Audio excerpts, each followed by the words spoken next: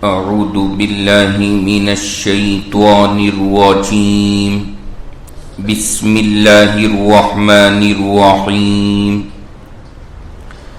لن ينال الله لحومها ولا دماؤها ولكن يناله التقوى منكم إلى آخر الآية صدق الله العلي العظيم۔ اس وقت الحمدللہ درس قرآن کا ہمارا جو یہ سلسلہ جاری ہے، اس مبارک سلسلے میں سورۃ البقرہ کا 40واں اور آخری رکوع آپ حضرات کے سامنے چل رہا تھا، اور سورۃ البقرہ کی بالکل اخیر کی 2 آیتیں اس وقت میں ہمارے درس میں باقی تھیں، لیکن چونکہ درمیان میں عید الاضحیٰ کا یہ خاص موقع آیا، تو اس مناسبت سے عید الاضحیٰ کے جو بنیادی احکام اور مسائل ہیں وہ پچھلے ہفتے آپ حضرات کے سامنے سنانے شروع کیے تھے۔ بہت ساری باتیں جو ابتدائی تھیں وہ آپ حضرات کے سامنے آ گئی ہیں، مزید اور کچھ باتیں آج کی اس مجلس میں انشاءاللہ عرض کریں گے۔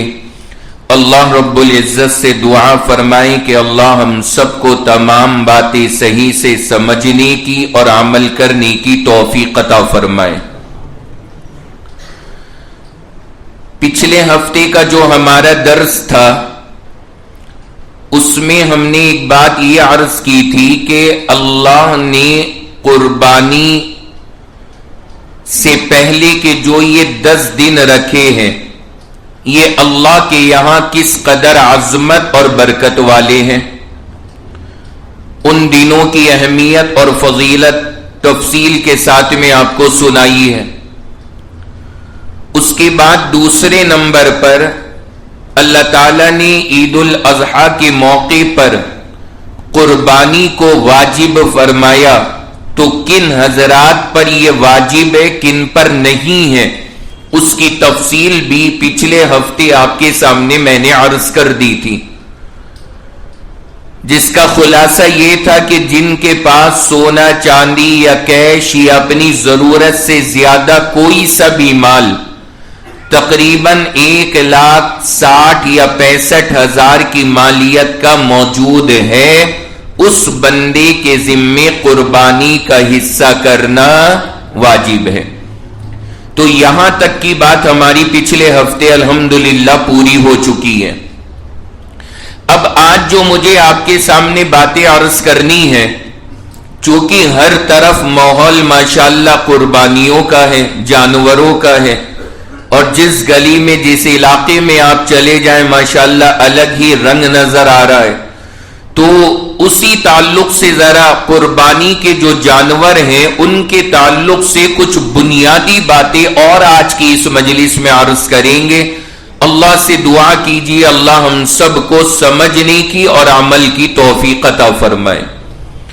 سب سے پہلی بات آج جو مجھے آپ کے سامنے عرض کرنی ہے وہ یہ کہ قربانی کے جو جانور ہیں ان کی عمر کا کیا معیار ہے، شریعت نے ان کی عمر کا کیا معیار رکھا۔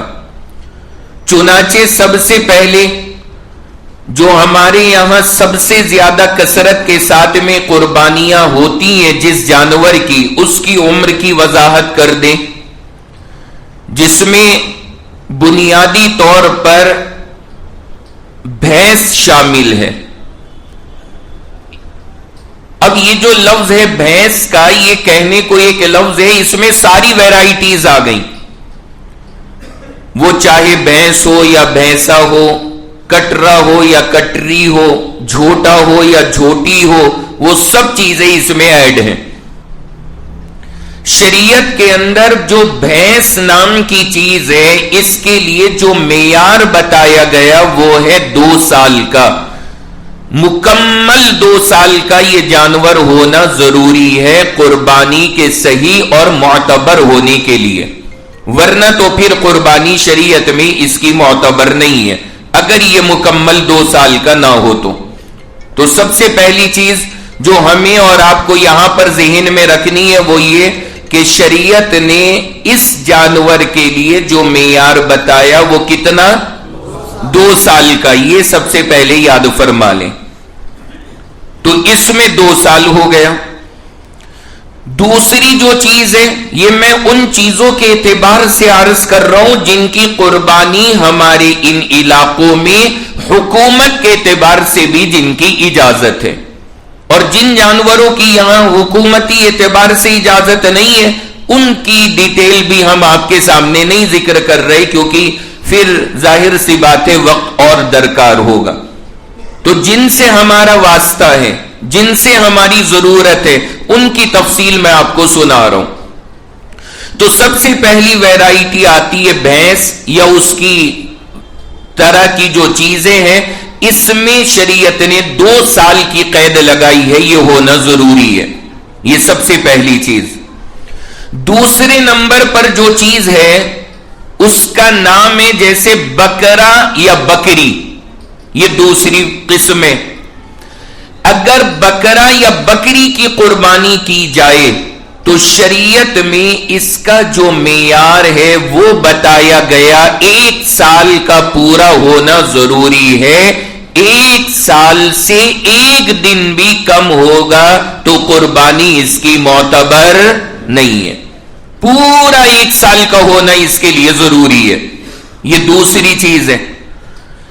تیسری جو کیٹیگری ہے وہ ہمارے یہاں ہے جس کو بولا جاتا ہے دمبا. اب پہلے تو بہت کم ان کی قربانیوں کا رواج تھا لیکن اب ماشاءاللہ دمبے کا بھی رواج بڑھ رہا ہے. تو دمبے کی قربانی بھی جائز ہے. اور دمبا جس کی قربانی کی جائے اس کے لیے شریعت میں عمر کا معیار کیا ہے؟ شریعت یہ کہتی ہے کہ 1 سال کا ہونا چاہیے، اور اگر وہ 1 سال کا نہیں ہے، 6 مہینے سے زیادہ کا ہے لیکن 1 سال سے کم کا ہے، لیکن اس کی جو باڈی لینگویج ہے، جو بدن کی حالت ہے وہ دیکھنے سے سال بھر کا معلوم ہوتا ہے، تو پھر اس دمبے کی قربانی بھی جائز ہے. جو سال بھر کا تو نہ ہو لیکن دیکھنے میں سال بھر کا محسوس ہوتا ہو، اس کی قربانی بھی جائز ہے. تو کم سے کم 6 مہینے کا تو ہونا چاہیے، 6 سے سال بھر کے بیچ میں، اور دیکھنے میں وہ سال بھر کا محسوس ہو تو شریعت نے کہا کہ پھر آپ اس کی بھی قربانی کر سکتے ہو. تو یہ 3 جانور ہیں جس کا ہمیں بنیادی طور پر ذہن میں رکھنا ہے جو ہمارے یہاں ہوتے ہیں اور حکومتی طور پر بھی ان کی اجازت ہے. تو اس کی تفصیل میں نے آپ کے سامنے عرض کی. تو بھینس اور اس کی ویرائٹی میں کتنے سال؟ بولو بھائی 2 سال. بکرا یا بکری میں 1 سال. اور دمبا کے اندر بھی 1 ہی سال ہے، لیکن اس میں یہ چھوٹ دی ہے شریعت نے کہ اگر وہ 1 سال سے 2-4 مہینے کم بھی ہے لیکن دیکھنے میں کتنا لگتا ہے 1 سال کا، تو شریعت یہ مانتی ہے کہ اس کی قربانی کرنا جائز ہے، آپ اس کی قربانی کر سکتے. یہ جانوروں کی عمر کا معیار ہے. اب یہاں پر ایک بات بڑی اہم ہے سمجھنے کی. ہمارے معاشرے میں دانت دیکھنے کا رواج ہے کہ بھائی دانت دیکھو، اور بیچارے یہ جو کھڑے ہیں نا باہر جتنے بھی ڈنگر جانور، یہ اپنے دانت دکھا دکھا کے تھک جاتے. بیچارہ صبح میں کوئی آ کے کھڑا ہوا، رات تک اسے کھڑا ہونا ہے، 100 بندے آ رہے ہیں اور ہر بندہ اس کا منہ کھول کھول کر کے دیکھ رہا ہے. وہ بھی پریشان ہے کہ ایسا کیا ڈھونڈ رہے ہیں میرے منہ میں. ہر بندہ دانت کے پیچھے لگا ہوا ہے، دانت دانت دانت، 2 دانت 2 دانت، یہی معیار ہے لوگوں کے ذہن میں بیٹھا ہوا. ایک صاحب کہنے لگے کہ جس کے دانت نہیں ہے نا وہ تو منہ ہی نہیں کھول رہا. جس کے دانت نہیں ہے وہ منہ ہی نہیں کھول رہا. میں نے کہا وجہ یہ نہیں ہے, وہ بیچارہ تنگ بھی آ جاتا ہے, اس کے سامنے آپ کو اگر اس کا دانت چیک کرنے, منہ کھلوانا ہے, تو یہ تھوڑی ہے کہ ہر بندہ جا کے جبڑا کھول دے اس کا. جو چیز اس کو جانور کو پسند ہے وہ لے کر کے اس کی خدمت میں جائیے اور وہ اس کے سامنے کریے, وہ اس کو کھانے کے لیے خود اپنے شوق سے منہ کھول دے گا. ورنہ وہ دن بھر بیچارہ منہ کھول رہا کہ شاید یہ کچھ دیں گے, لیکن پھر بند, پھر کھول رہا, پھر بند. اس کا بھی تو موڈ خراب ہوگا کہ میں کو کھولتا ہی نہیں, لو کر لو کیا کرو گے. تو یہ جو دو دانت والا مسئلہ ہے, اس کی میں وضاحت کر رہا ہوں, ذرا سمجھے. شریعت کے اندر یہ دو دانت ہونا شرط نہیں ہے. دو دانت کی جو بات کہی جاتی ہے یہ صرف ایک علامت ہے, پہچان ہے کہ ہاں یہ 1 سال کا یا 2 سال کا ہو گیا ہوگا. ایک علامت ہے, ایک پہچان ہے, لیکن دو دانت کا ہونا شریعت میں ضروری نہیں ہے. اگر کوئی مثال کے طور پر جانور ہے بڑے میں اور وہ 2 سال کا ہو گیا, 2 سال اس کی عمر پوری ہے, لیکن اس کے ابھی 2 دانت نہیں آئے ہیں, 2 دانت اس کے موجود نہیں ہے, تو ایسے جانور کی قربانی کرنا بھی شریعت میں جائز ہے اور اس کی قربانی ہو جائے گی. 2 دانت نہیں آئے ہیں لیکن آپ اس کی قربانی کرو گے, قربانی جائز ہے, شریعت میں معتبر ہے, منع نہیں کیا شریعت نے. تو معلوم یہ ہوا کہ 2 دانت خالی ایک اندازہ لگانے کے لیے ہیں, یہ اصل معیار نہیں ہے. اصل معیار اس کی عمر ہے, بڑا ہے تو 2 سال, چھوٹا ہے تو سال بھر کا ہونا ضروری ہے. بھائی سمجھ گئے سب حضرات؟ لہذا جب بھی جانور خریدنے جائیں تو اپنے ساتھ کسی جانور کے ماہر بندے کو لے جایا کریں, کیونکہ جو بیچنے والا ہے وہ تو یہی کہے گا کہ جی 2 سال کا ہے, لے جاؤ, پورا ہے یہ, وہ تو یہی جملہ کہے گا. لیکن آپ کے ساتھ اگر کوئی جانوروں کا ماہر بندہ ہے, وہ دیکھ کر کے بتائے گا, جانور کی باڈی کی حالت کو دیکھ کر کے بتائے گا کہ یہ جانور 2 سال کا ہے یا نہیں ہے. اگر وہ یہ کہے کہ ہاں یہ 2 سال کا ہے, تو چاہے اس کے 2 دانت بھی نہ ہو, آپ اس کی قربانی کریں گے تو قربانی معتبر ہوگی اور ادا ہو جائے گی. آ رہے نا سمجھ میں آپ حضرات کو؟ تو 2 دانت کا مسئلہ یہ ہم سب کو ذہن میں رکھنا چاہیے. شریعت نے اسے خالی ایک علامت مانا ہے, ایک پہچان کا ذریعہ مانا ہے, اس پہ بنیاد نہیں ہے قربانی کے جائز ہونے کی کہ 2 دانت ہوگے تب جائز ہوگا ورنہ نہیں. تو یہ چیز ذہن میں رہنی چاہیے کہ اگر ہمیں وہ پہچان بغیر دانت کے بھی ہو جائے تو پھر ہمارے لیے اس کی قربانی جائز ہے. اچھا, آپ نے بچوں میں دیکھا ہوگا کچھ بچوں کے دانت جلدی نکل آتے ہیں اور کچھ بچوں کے دانت نکل ہی نہیں رہے, اچھی خاصی عمر ہو گئی دانت نہیں نکل رہے. تو جیسے بچوں کے اندر بعض مرتبہ جلدی, بعض مرتبہ تاخیر سے دانت نکلتے, ایسے ہی تو جانوروں کا بھی مسئلہ ہے. ہو سکتا ہے کوئی جانور ابھی 2 سال کا نہ ہوا ہو اور دانت آ گئے ہوں اس کے 2, اور ایسا بھی ہو سکتا ہے کہ کوئی 2 سال کا ہو گیا اور ابھی دانت نہیں ہے, ممکن ہے. تو اس وجہ سے یہ بات یاد رکھیں کہ جو بندہ جانوروں کا ماہر ہے اس کی رائے کا شریعت نے اعتبار کیا ہے. ان بیچاروں کے آدھار کارڈ تو بنے ہوئے ہیں نہیں, کیا وہ آدھار کارڈ چیک کر کے فیصلہ کریں کہ ہاں 2 سال کا ہو گیا؟ اندازہ ہی لگایا جا سکتا ہے, اور وہ اندازہ بندہ لگائے گا جو اس لائن کا ماہر ہے. اس میں آپ علماء سے بھی نہ پوچھنا, مفتیان کرام کے سے بھی نہ پوچھنا کہ جی یہ قربان 2 سال کا ہو گیا یا نہیں ہو گیا, وہ کیا جانے بیچارے کہ یہ ہوا یا نہیں ہوا. پچھلے سال عید الاضحیٰ کے موقع پر رات میں 12 بجے کے قریب ہمارے گھر کی بیل بجی. اب میں اندر، عید الاضحیٰ سے 1-2 دن پہلے کی بات ہے، تو میں نے گھر میں لیٹے لیٹے موبائل میں کیمرہ چلا کر کے دیکھا کہ کون تشریف لایا ہے، ذرا پہلے چہرے کا دیدار کر لیں. تو جیسے ہی کیمرہ آن کیا نا تو جو چیز نظر آئی، گیٹ پر میرے بھینسا کھڑا ہے.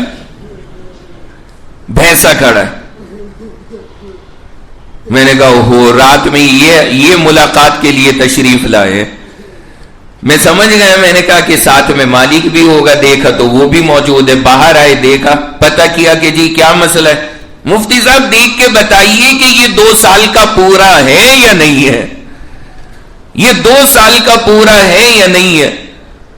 میں نے کہا بھائی مجھے بالکل اندازہ نہیں ہے، نہ میں نے کبھی جانور پالے، نہ جانوروں کا کبھی کام کیا، نہ جانوروں کے درمیان میں رہے، تو ہمیں نہیں اندازہ ہے.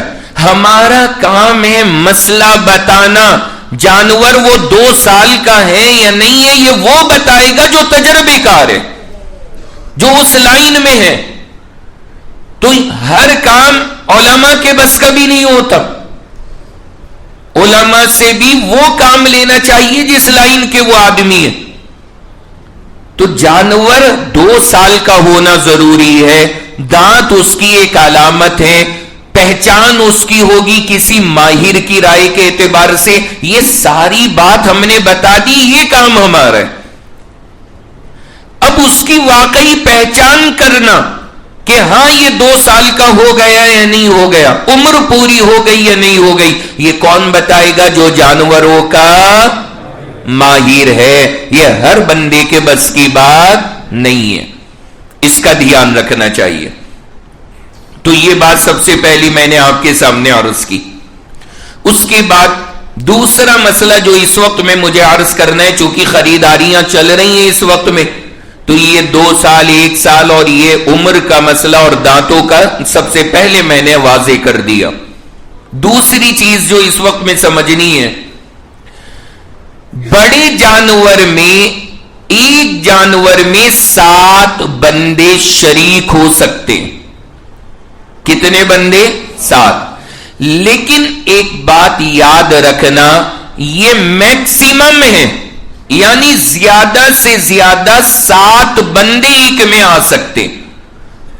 اور اگر کوئی کم کرنا چاہے، کوئی یہ چاہتا ہے کہ نہیں ہم 7 بندے نہیں شریک ہوں گے، کوئی کہتا ہے کہ ہم تو 3 لوگ ہیں، 3 مل کر کے ایک بڑا جانور کریں گے، تو شریعت کہتی ہے یہ بھی جائز ہے، اس میں کوئی حرج کی بات نہیں ہے.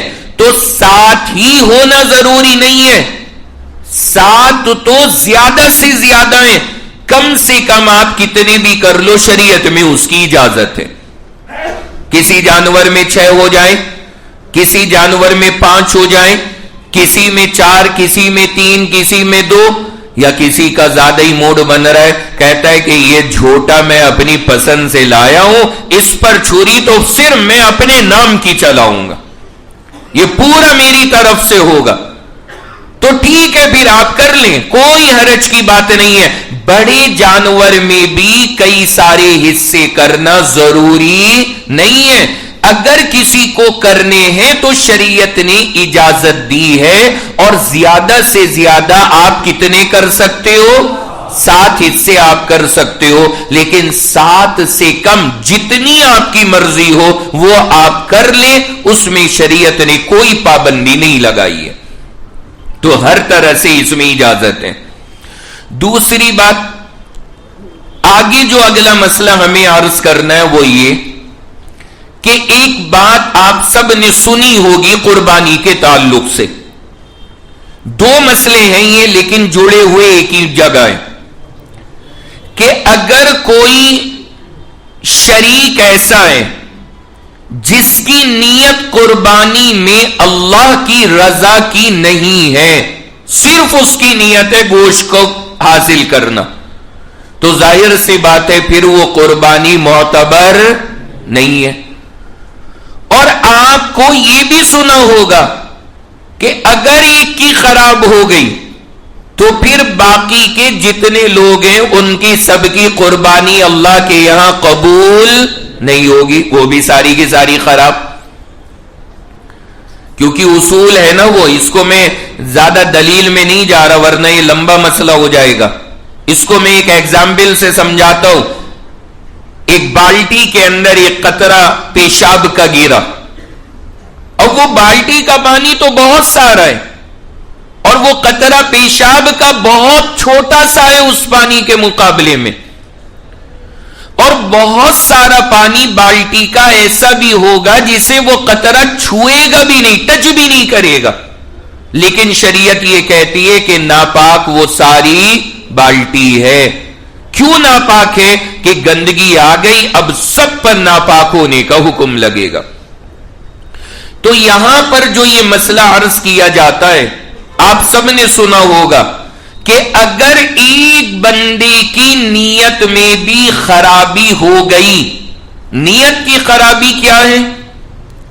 بندے کی صحیح نیت یہ ہے کہ میں قربانی اس لیے کر رہا ہوں کہ اللہ مجھ سے راضی ہو جائے، یہ صحیح نیت ہے.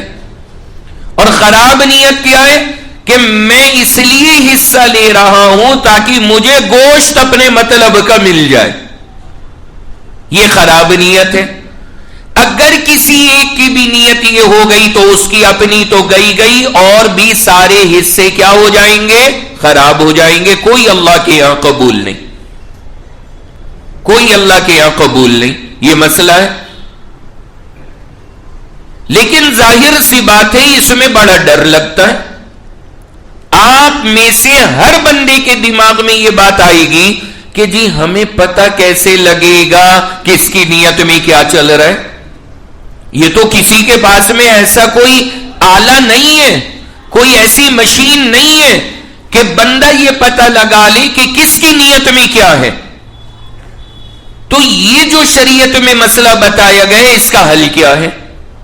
میں اس کا حل آپ کو سمجھانا چاہ رہا ہوں. اسی طرح ایک اور مسئلہ ہے. 7 لوگ اگر شریک ہیں اور ان میں کسی ایک کا پیسہ حرام کا ہے تو ظاہر سی بات ہے حرام پیسے والے کی عبادت اور قربانی اللہ کے یہاں قبول نہیں ہے، وہ قبول نہیں ہے. لیکن باقی بھی جتنے ہیں ان کی قربانی بھی اللہ کے یہاں قبول نہیں ہوگی. لیکن پھر آپ حضرات سوچیں گے کہ یہ بھی مسئلہ اسی طرح کا ہو گیا کہ جیسے ہمیں یہ نہیں پتہ لگ سکتا کہ نیت کیا ہے، ایسے ہمیں کیا پتا کہ یہ پیسے کہاں سے لا رہا ہے، کہاں سے پیسے لے کر آیا جو اس نے حصے کے اندر دیے، ہمیں کیا پتا. تو ان دونوں مسئلوں کا جو صحیح مطلب ہے ذرا وہ سمجھ لیجئے گا. ان دونوں مسئلوں کا صحیح مطلب یہ ہے کہ اگر آپ کو پتہ لگ جائے کہ اس بندے کی نیت اللہ کی رضا کی نہیں ہے، اسے صرف گوشت چاہیے، آپ کو پتہ لگ جائے کہ اس بندے کی کمائی حرام ہے اور پھر یہ ہمارے ساتھ میں شریک ہو رہا ہے، تب آپ کے لیے آپ کی قربانی اللہ کے یہاں قبول نہیں ہوگی. لیکن اگر پتہ نہ لگا، پتہ ہی نہیں لگا، جانور ذبح ہو گیا، اس کی نیت کے اندر کیا تھا ہمیں نہیں معلوم، اس کا پیسہ کیسا تھا، وہ کہاں سے لایا تھا ہمیں نہیں پتا، اور وہ حرام کا پیسہ تھا، یہ نیت اس کی خراب تھی. تو اگر ہمیں نہیں پتا اور ہم نے حصہ کر لیا تو ہماری قربانی اللہ کے یہاں ادا مانی جائے گی، پھر ہمارے سر پر کوئی فکر یا ٹینشن کی بات نہیں ہے، پھر کوئی گھبراہٹ کی بات نہیں ہے. بھائی میرے بات سمجھ میں آئی نا؟ تو یہ مسئلہ ہے واقعی کہ نیت ایک کی خراب تو سب کی قربانی خراب، پیسہ ایک کا خراب تو سب کی قربانی خراب. لیکن یہ کب ہے؟ جب ہمیں پہلے سے کیا ہو؟ معلوم ہو، اور اگر ہمیں پہلے سے معلوم ہی نہ ہو کہ یہ نیت کیا ہے، پیسہ کیسا ہے، اور ہم نے بیچارے کے ساتھ میں حصہ کر لیا، تو پھر ہماری قربانی پر کوئی فرق نہیں پڑے گا اور ہمارا ذمہ اللہ کے یہاں پر ادا ہو جائے گا۔ اس لیے اس بات میں ٹینشن لینے کی ضرورت نہیں ہے۔ جب یہ مسئلہ اصل میں آتا ہے نا، کہیں کہیں پر لوگ یہ مسئلہ سناتے ہیں کہ ایک کی نیت خراب تو سب کی قربانی خراب۔ اب بندہ سوچتا ہے کہ لے بھائی اب کیسے پتا کریں، ایک کا پیسہ خراب تو سب کی قربانی خراب۔ بندے کو ٹینشن ہوگی کہ کس کس سے ہم پوچھیں گے کہ تیری نیت کیا ہے۔ اچھا عجیب بھی لگتا ہے، اگر آپ کسی سے پوچھنے لگو وہ آپ کے ساتھ حصہ کر رہا ہے، آپ کا تایا، چچا، اور اللہ نہ کرے کہیں پھپھا ہوا تو بس اللہ ہی رحم کرے۔ اور اگر آپ نے پوچھ لیا پھپھا آپ کی نیت کیا ہے، گوشت کی تو نہیں ہے، بس بھول جائیے۔ پھر اگر آپ کی شادی نہیں ہوئی ہے، وہ بارات میں نظر ہی نہیں آنا، نہیں نظر آنا۔ اسے تو ہماری آمدنی پہ شک ہے، اسے ہماری نیتوں پہ شک ہے، پھر بندہ اچھا خاصا بیچارہ پریشان ہو جائے گا۔ تو اللہ تعالیٰ نے بندے کو کہیں بھی اس بات کا ذمہ دار نہیں بنایا جو ہماری طاقت سے باہر ہو۔ ہم صرف اتنے ذمہ دار ہیں جو ہماری رینج میں آتی ہے بات، اور جو ہماری طاقت سے باہر ہے اس کے ہم ذمہ دار نہیں ہیں، اس لیے یہاں پر فکر کرنے کی ضرورت نہیں ہے، تو تحقیق کی ٹینشن میں نہ پڑے۔ اسی طرح اگلا مسئلہ سنیں، جانور آپ لے کر کے آ گئے، ماشاءاللہ بھینس آ گئی، بکری آ گئی ذبح کرنے کے لیے، اور اب اس کا دودھ آ رہا ہے، دودھ دے رہی ہے، تو بندہ کیا سوچ رہا ہے کہ بھائی یہ قربانی کے لیے لائے ہیں، چلو اچھی بات ہے، اتنے دن دبا کے دودھ پیو اور اس کے بعد میں اسے ذبح کرے کے چھٹی۔ تو کیا ہمارے لیے اس کے دودھ کا استعمال کرنا جائز ہے؟ اگر ہم نے جو جانور لیا ہے اس کے اگر دودھ آ رہا ہے اس کا کیا کیا جائے گا؟ یہ مسئلہ ذرا سمجھ لیں۔ شریعت کے اندر حکم یہ ہے کہ جو جانور آپ نے لیا، مثال کے طور پر بکری ہے، مثال کے طور پر بھینس ہے، اور دودھ دے رہی ہے، اور نکالنا بھی پڑے گا ورنہ اسے تکلیف ہوگی، تو کیا کیا جائے؟ شریعت یہ کہتی ہے روزانہ دودھ نکالو اور لے جا کر کے کسی غریب کو صدقہ کر دو۔ یہ حکم ہے اس کے دودھ کا۔ آپ اس کا دودھ نکالیے اور نکال کر کے کسی غریب کو کیا کریں؟ صدقہ کریں۔ لیکن اگر دودھ دیکھ کر کے دل آ رہا کہ یار یہ تو زیادہ ہی اچھا والا دے رہی ہے، ہم ہی پی لیں، زیادہ ہی شاندار ہے، کیا خود بھی یوز کر سکتے؟ مسئلہ یاد رکھنا، اگر آپ نے خود نے یوز کیا پھر وہی والی بات ہوگی جو ابھی 2 آیت پہلے آپ سن کر آئے تھے، کر لیجئے، لیکن جو اس کی قیمت مارکیٹ میں بنتی ہے اس دودھ کی، اتنی قیمت کسی غریب کو صدقہ کرنی پڑے گی اور غریب کے ہاتھ میں دینی ہوگی۔ سمجھ شریف میں آ گیا سب حضرات کو؟ تو اگر کسی کے گھر میں بن رہی ہے ایسی بھینس، یا کوئی لے آیا ہے ایسی بکری جس کا دودھ نکال کے وہ 4 دن سے دبا کے پی رہا ہے، تو اب ذرا حساب جوڑ کر کے کیا نکال دیں؟ بولو بھائی، صدقہ نکال دیں تاکہ اس کا معاملہ ہمارا صحیح ہو جائے۔ اور ورنہ سب سے بہتر یہ کہ وہ دودھ ہی آپ صدقہ کر دیں تاکہ ٹینشن ہی باقی نہ رہے، وہ دودھ ہی آپ کسی غریب کو دے دیں اور ٹینشن ختم۔ اسی طرح آگے بڑھیں۔ اگلا مسئلہ جو مجھے عرض کرنا ہے وہ یہ کہ کیا ادھار لے کر کے قربانی جائز ہے؟ ہمارے معاشرے کے اندر بہت سارے لوگ یہ کہتے ہیں کہ جی ادھار لے کر کے تو قربانی نہیں ہے۔ مسئلہ یاد رکھنا، اگر آپ پر قربانی واجب ہے، مان لیجئے سونا چاندی ہے اور اس کی وجہ سے قربانی واجب ہو گئی، لیکن آپ کے پاس میں کیش نہیں ہے، تو آپ کے ذمے ضروری ہے، لازم ہے کہ ادھار لو اور ادھار لے کر کے قربانی کرو، کیونکہ قربانی واجب ہے تو کرنی پڑے گی، اور کیش ہے نہیں تو آپ کے ذمے وہاں ادھار لے کر کے ہی کرنا ضروری ہے، کوئی حرج کی بات نہیں۔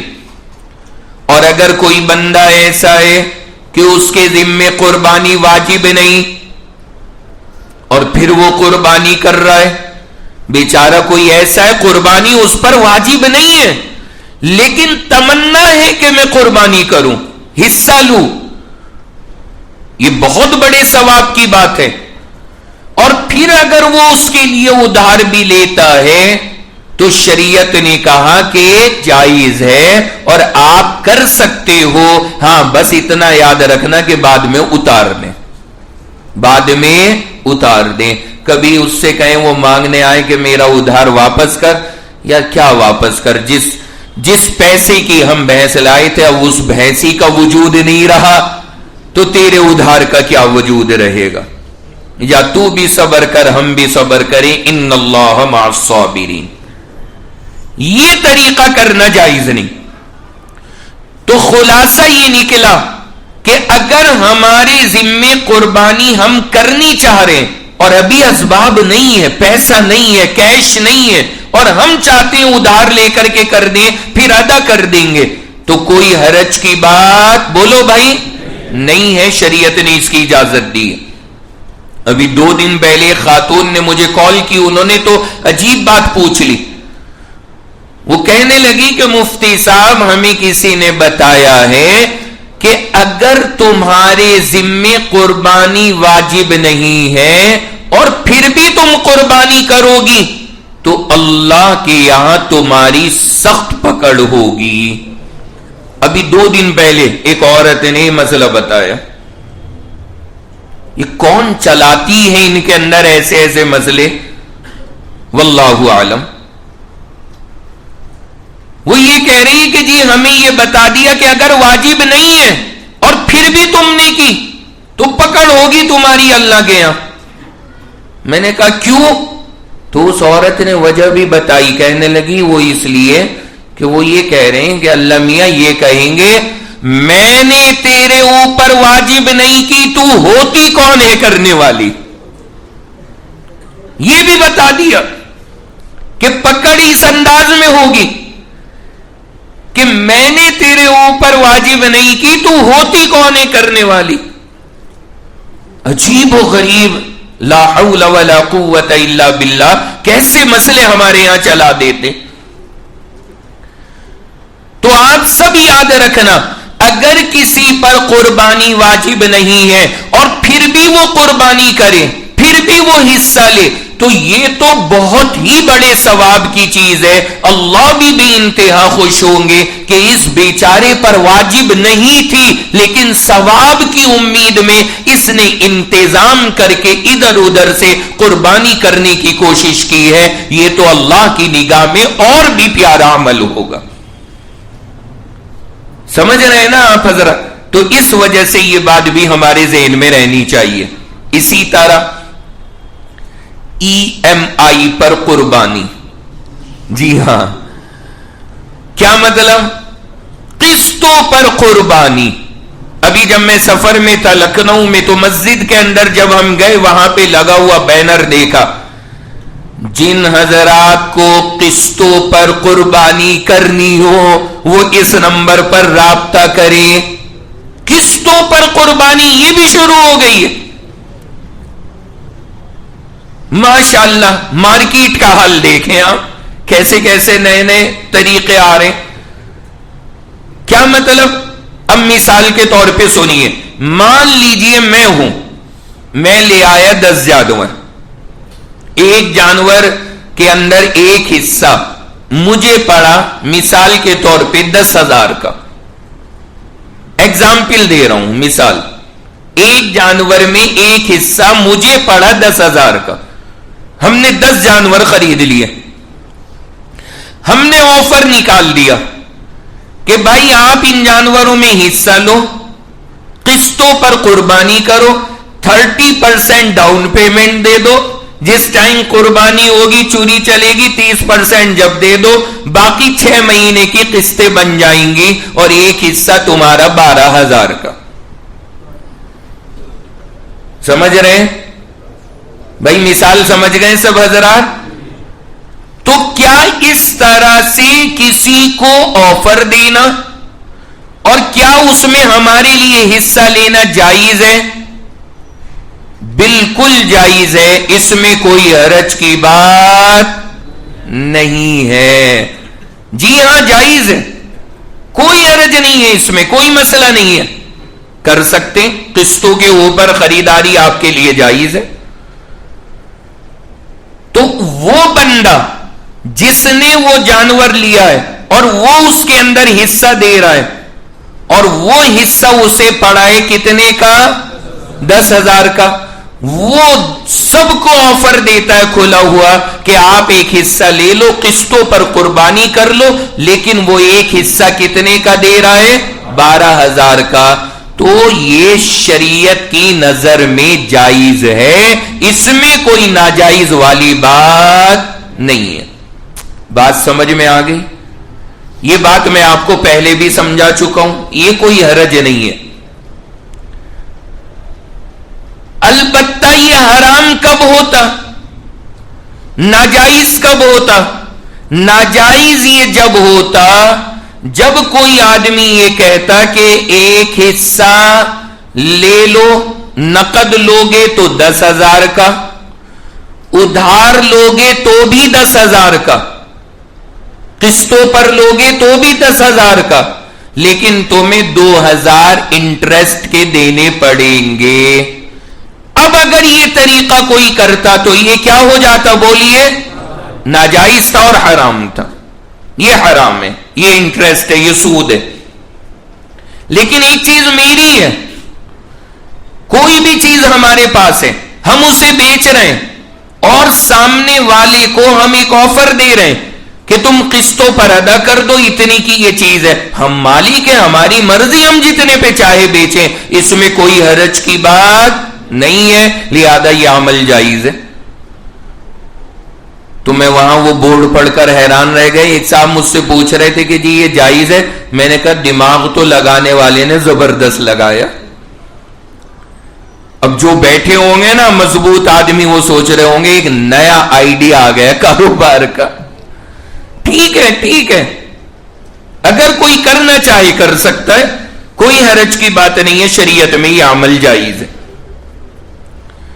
بھائی میرے سمجھ گئے؟ قسطوں کے اوپر، ادھار پر قربانی، یہ سب آپ کے سامنے میں نے عرض کر دیا. اس کے بعد آگے بڑھیں. بہرحال لے دے کر کے ہمارا وہ جانور آ گیا جو ہم خریدنے گئے تھے. لیکن لانے کے بعد اگر اس میں کوئی عیب آ جائے، عیب آ گیا جانور میں، تو اگر عیب دار جانور ہے تو اب اس کی قربانی کا کیا مسئلہ ہے؟ اب ذرا سا اس کو سمجھ لیجئے. یہ میں ابھی تک تو چھوٹے چھوٹے الگ الگ مسئلے تھے جو میں نے ابتدائی بتائے. اب جانور میں عیب کے مسئلے ذرا سمجھ لیں. 2-4 عیب بتاؤں گا جو کثرت کے ساتھ میں پیش آ رہے ہیں اور آپ حیران ہوں گے لوگ ان میں کتنے کنفیوز ہیں، اور عام آدمی نہیں، علماء کنفیوز ہیں. اس لیے میں یہ 2-4 عیب آپ کو گنوا رہا ہوں. کان کا کٹا ہونا، چھوٹا ہونا، یہ بہت چلتا ہے کہ جی اس کا کان کٹ رہا، اس کا کان یوں ہو رہا ہے، اس کا کان یوں ہو رہا ہے، ایک کان. اسی طرح ایک دوسری چیز ہے سینگ. سینگ جو ہوتے ہیں جانور کے، یہ کس درجے تک اجازت ہے، کتنے ٹوٹے ہوں تو پھر قربانی نہیں ہوگی، یہ مسئلہ. اسی طرح دانت جانور کے، اور اسی طرح دم یعنی پونچھ جو ہوتی ہے جانور کی، وہ کسی کی کٹی ہے، کسی کی چھوٹی ہے. اور اسی طرح جانور کے پیر میں لنگڑا پن ہونا. یہ 4-5 عیب وہ ہیں جو کثرت کے ساتھ میں ہو رہے ہیں مارکیٹ میں. میں ان کا جو خلاصہ ہے وہ آپ کو سمجھا رہا ہوں تاکہ آپ کو اس طرح کے جانوروں میں کوئی پریشانی خریدنے میں نہ پیش آئے. سب سے پہلی چیز لے لے کان. اگر آپ نے کوئی جانور خریدا اور اس بیچارے کے پیدائشی طور پر یا تو ایک کان نہیں ہے یا دونوں ہی کان نہیں ہے, پیدائشی طور پر ہے ہی نہیں کان,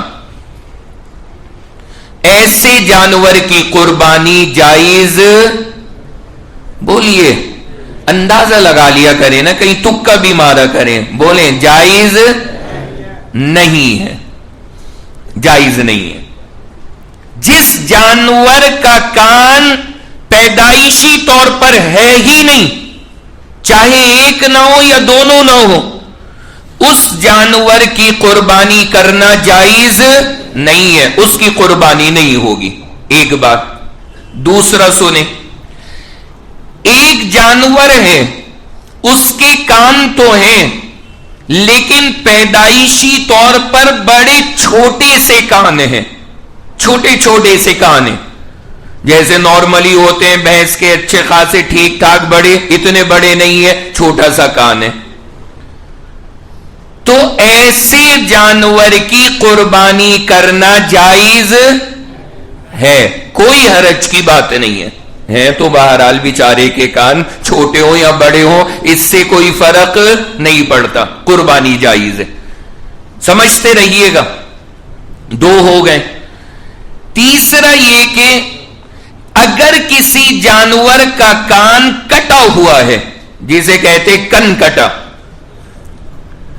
نک کٹا اور کن کٹا, تو کن کٹا اگر کوئی ہے یعنی کان اس کا کٹا ہوا ہے, تو شریعت کے اندر اعتبار یہ کیا گیا کہ جو کان ہے پورا اس کے 3 حصے کیے جائیں گے. اگر جو کٹا ہوا ہے وہ تیسرے حصے سے زیادہ ہے تو اس جانور کی قربانی جائز نہیں ہے, اور اگر جو کٹا ہوا ہے وہ تیسرے حصے سے کم ہے یا تیسرے حصے کے برابر ہے تو اس جانور کی قربانی جائز ہے. بھائی میرے سمجھ رہے ہیں؟ جسے بولا جاتا ہے تہائی, یعنی پورا جو کان ہے, جو پورا کان ہے اسے 3 جگہ تقسیم کر دیا جائے, 33%. اگر 33% سے زیادہ کان کٹا ہوا ہے تو بولیے قربانی جائز نہیں ہے. لیکن اگر تہائی یا اس سے کم کٹا ہوا ہے کان تو اس کی قربانی جائز ہے اور پھر قربانی کی جا سکتی. لہذا آپ کو مسئلہ سمجھ میں آ گیا. اب اگر آپ گئے ہیں مارکیٹ میں اور بیچارے کا ہلکا سا کنارہ کٹا ہوا ہے کان کا, تو ٹینشن لینے کی ضرورت نہیں ہے, سودا کریے, ڈیل فائنل کیجیے اور گھر کو لے کر آئیے, کوئی حرج کی بات نہیں, خرید سکتے ہیں آپ, لے سکتے ہیں. یہ کان کا مسئلہ ہو گیا. تو کیا کیا ہوا؟ اگر کسی جانور کا پیدائشی طور پر کان ہے ہی نہیں تو بولے قربانی جائز نہیں, اور اگر اس کے کان ہیں لیکن بہت چھوٹے ہیں تو قربانی جائز ہے, اور اگر کان کٹا ہوا ہے تو اگر تہائی سے زیادہ کٹا ہے تو قربانی جائز نہیں ہے, اور اگر تہائی سے کم کٹا ہے تو قربانی جائز ہے, پھر آپ قربانی کر سکتے ہو. سمجھ گئے کان کا مسئلہ؟ تو یہ ہے سب سے پہلی چیز جو اس وقت میں آپ کے سامنے عرض کی, جانور کے کانوں کا مسئلہ. اس کے بعد جو دوسری چیز آپ کو اس وقت میں سمجھنی ہے وہ یہ کہ جانوروں میں سینگ کا مسئلہ یہ بہت زیادہ پیش آتا ہے. سینگ کے بارے میں شریعت کا کہنا یہ ہے کہ اگر کوئی جانور ایسا ہے, توجہ سے سنیے گا, کوئی جانور ایسا ہے کہ اس کے پیدائشی طور پر سینگ ہے ہی نہیں, پیدائشی طور پر سینگ نکلے ہی نہیں بیچارے کے, وہ کسی کو مارتا ہی نہیں, اس لیے ہے ہی نہیں سینگ اس کے پاس میں, یا سینگ اس کے پاس میں ہے لیکن بہت چھوٹے چھوٹے سینگ ہیں. 2. تیسری چیز یہ کہ سینگ ہیں اس کے لیکن ٹوٹ گئے، تو شریعت یہ کہتی ہے ان تمام صورتوں میں اس جانور کی قربانی کرنا جائز ہے، قربانی ہو جائے گی۔ سینگ کا مسئلہ کان سے الگ ہو گیا، کان اگر کسی کے نکلے ہی نہ جڑ سے، یعنی پیدائشی طور پر کان نہ ہو تو جانور کی قربانی جائز نہیں ہے، لیکن اگر کسی جانور کے سینگ نہیں نکلے پیدائشی طور پر، اس جانور کی قربانی کرنا جائز ہے، آپ اس کی قربانی کر سکتے ہو، بالکل میدان صاف ہے، کوئی حرج کی بات نہیں، قربانی ہو جائے گی۔ ٹوٹا ہوا ہے سینگ تب بھی قربانی جائز ہے، کوئی حرج نہیں ہے۔ حرام کب ہے، منع کب ہے؟ جب سینگ ایسا ٹوٹ جائے کہ بالکل جڑ سے باہر آ جائے، جڑ سے نکل جائے۔ اگر اوپر سے ٹوٹ گیا پورا لیکن جڑ اس کی کھوپڑی میں لگی ہوئی ہے تو بھی اس کی قربانی جائز ہے، لیکن اگر وہ جڑ سے سینگ باہر آ گیا تو پھر اب اس جانور کی قربانی جائز نہیں ہوگی، تب جا کر کے منع ہے، لیکن ظاہر سی بات ہے ایسا ہوتا نہیں ہے۔ اب اگر یہ مسئلے پتہ ہوں، آپ یقین مانے آدھے سے زیادہ ٹینشنیں ختم ہو جائیں گی۔ میرے پاس یقین کیجئے ایڈیٹر صاحب نے جو بھیج رکھے سارا موبائل بھرا پڑا ہے جانوروں کی فوٹوز سے، ہر بندہ جانور خریدنے جا رہا ہے، سینگ ٹوٹا ہوا فوٹو کھینچ کے بھیج رہا کہ جی مفتی صاحب اتنا سینگ ٹوٹا ہوا ہے، خرید لوں یا نہ خریدوں؟ اگر اتنی باتیں ہمیں پتہ ہو تو ہمیں کسی مفتی سے پوچھنے کی ضرورت نہیں ہے، سیدھا اصول یاد رکھنا، اگر اتنا سینگ ٹوٹا کہ جڑ سے باہر آ گیا تب جائز نہیں ہے، اور اگر اس سے کم ٹوٹا ہے یا ہے ہی نہیں اس کا سینگ، جڑ سے بنیادی طور پر نکلا ہی نہیں پیدائشی طور پر اس کا سینگ، تب بھی کوئی حرج کی بات نہیں ہے۔ اور اگر آدھا ٹوٹ گیا، تہائی ٹوٹ گیا، پورا ٹوٹ گیا، تب بھی کوئی حرج کی بات نہیں ہے، ہمارے لیے کوئی حرج نہیں ہے، اس کی قربانی جائز ہے۔ بھائی میرے سمجھ رہے ہیں نا؟ کان سمجھ گئے؟ ابھی میں پوچھوں گا، ہاں گھما کے پوچھوں گا۔ سینگ کا مسئلہ الگ ہے اور کان کا مسئلہ الگ ہے، اور ابھی آگے چلیں، ایک دو اور بتا دوں پھر پوچھنے میں مزہ آئے گا۔ تیسری چیز جو اس وقت میں مجھے عرض کرنی ہے وہ یہ کہ اگر کسی جانور کے دانت بالکل نہ ہو یا اکثر دانت اس کے بیچارے کے ٹوٹ گئے اور اب اس سے چارہ نہیں کھایا جا رہا، تو ایسے جانور کی قربانی جائز نہیں ہے جس سے چارہ نہ کھایا جاتا ہو۔ اگر اتنے ٹوٹ گئے کہ اب وہ چارہ نہیں کھا پا رہا تو اس جانور کی قربانی کرنا ہمارے لیے جائز نہیں ہے اور ہم اس جانور کی قربانی نہیں کر سکتے۔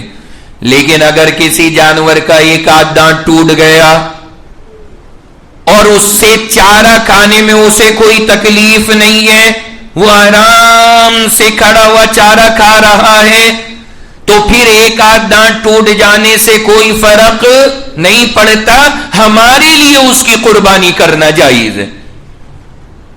ابھی میں آپ کے سامنے عرض کروں، ابھی میں آنے سے پہلے گھر پہ بیٹھا تھا تو ایک عالم کی کال آئی، ایک عالم کی، انہوں نے مجھ سے کہا، کہنے لگے مفتی صاحب ایک بکرا ہے، اس کا ایک دانت ٹوٹ گیا، قربانی اس کی جائز یا ناجائز؟ میں نے کہا جی ایک دانت سے کیا فرق پڑتا ہے، ایک دانت ہمارے یہاں انسانوں کا ٹوٹ جائے تب بھی لیگ پیس دبا کے چلتے، پائی کی ہڈیاں دبا کے چلتی ہیں، ایک ہاتھ سے تو کوئی فرق نہیں پڑتا۔ میں نے کہا ٹھیک ہے کر لو۔ انہوں نے کہا میں فوٹو بھیج رہا ہوں، فوٹو دیکھ کر کے بتائیے آپ کے جی جائز ہے یا نہیں۔ میں نے کہا حضرت جائز ہے، کوئی حرج نہیں۔ زبردستی فوٹو بھیجا اور فوٹو اتنا خطرناک، میں دیکھ کے ڈر گیا۔ اس کی بکرے کے دونوں ہونٹ اوپر نیچے کے یوں کھینچ رکھے، میں نے کہا دانت کے چکر میں کوئی اور عیب نہ پیدا ہو جائے، ابھی تو غریب کا دانت ہی ٹوٹا ہے، کہیں کچھ اور نہیں اس کا ٹوٹ کے رکھا جائے، کبھی جبڑا ہی لٹک جائے۔ یہ کھینچ رکھے دونوں ہونٹ اور بالکل دانت کا فوٹو جڑ سے کھینچ کے بھیج رکھا۔ میں دیکھ کر کے حضرت میں نے کہا بکرے کی بھی کیا قسمت ہے، کیا قسمت پائی ہے اس نے۔ پھر میں نے انہیں لکھا، میں نے کہا حضرت ایک دانت ٹوٹا ہے، کوئی حرج کی بات نہیں ہے، چارہ کھا رہے کر سکتے۔ تو بتانے کا مقصد یہ، اتنی باتیں جو ہمارے لیے ضروری ہیں، ایک مسلمان کو ان سے واقف ہونا چاہیے، اتنا تو بنیادی باتوں سے پتہ رہنا چاہیے تاکہ ہمیں اور آپ کو پریشانی نہ ہو۔ تو یہ دانت کا مسئلہ ہو گیا۔ اسی طرح اگر کوئی جانور ایسا ہے جو جانور لنگڑا ہے، لنگڑاہٹ ہے پیر میں اس کے، لنگڑا رہا ہے، تو کیا اس کی قربانی ہوگی یا نہیں؟ شریعت نے کہا اگر لنگڑا پن اتنا ہے کہ وہ چل نہیں سکتا تو اس جانور کی قربانی جائز نہیں ہے، لیکن اگر وہ بیچارہ لنگڑا ایسا ہے کہ لنگڑا لنگڑا کر کے چل رہا ہے اور چلنے میں اسے پریشانی نہیں ہے، چلتا ہے وہ لنگڑاہٹ کے باوجود، تو پھر اس جانور کی قربانی میں کوئی حرج نہیں ہے، آپ اس جانور کی بھی قربانی کر سکتے ہو۔ آ گئے نا سمجھ میں؟ یہ بھی مسئلہ ہو گیا۔ اسی طرح اگر کوئی جانور ایسا ہے جس جانور کی دم پیدائشی طور پر نکلی ہی نہیں، پونچھ ہی نہیں ہے اس کی پیدائشی طور پر، بغیر پونچھ کا جانور ہے، تو شریعت یہ کہتی ہے کہ اگر اس کی پونچھ پیدائشی طور پر نکلی ہی نہیں ہے تو اس کی قربانی جائز نہیں ہے۔ جیسے کس میں تھا؟ کان والے مسئلے میں۔ دیکھیں الرٹ موڈ پر ہے ساری جنتا، ماشاءاللہ، یہی تو ہونا چاہیے۔ جیسے ہم نے کہاں پڑھا تھا؟ کان والے مسئلے میں، وہی سیم یہاں پر ہے۔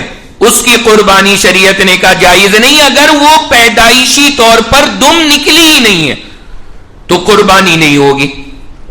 البتہ اگر نکلی لیکن چھوٹی سی ہے، جانور اتنا بڑا، بھینس اتنی لمبی چوڑی اور ایک بالش کی پونچھ لٹک رہی، وہی ہے بیچاری کے پاس کل کائنات اور ہے ہی نہیں اس کے پاس میں پونچھ، لیکن نکلی ہی بس اس کی اتنی ہے، تو شریعت یہ کہتی ہے کہ اس کی قربانی جائز ہے، کوئی حرج کی بات نہیں ہے، آپ قربانی کر سکتے ہیں۔ اور اگر جانور کی پونچھ کٹی ہوئی ہے